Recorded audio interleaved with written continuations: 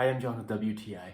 Now, are you anything like me and you have pretty sensitive underarms? I found with many different deodorants, it would give me a rash. So I've been using Schmidt's deodorant. It is the sensitive one. And what I really like about it is it has no baking soda and no aluminum salts. So I try to stay away from all antiperspirants. I don't like aluminum on my skin. But recently, in the past few years, I've actually become quite allergic to even the baking soda in some all-natural deodorants.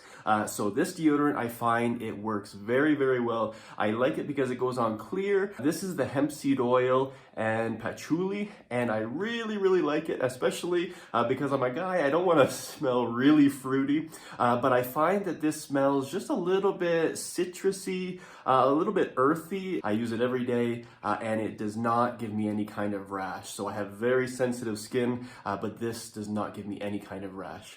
So if you're anything like me and you have fairly sensitive skin, then I highly suggest you try this Schmidt's Sensitive, and I really hope it works for you. Again, I'm John with WTI, and that's my point of view.